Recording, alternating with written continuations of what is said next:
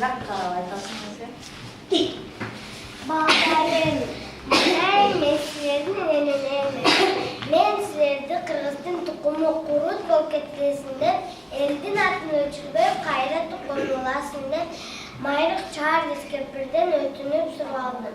Мен сіздерді аққарды ала тоғысы бар, күрішті теңер тоғысы бар, борды тоқой жели бар, ортасында сұқыры бар жыргап келді.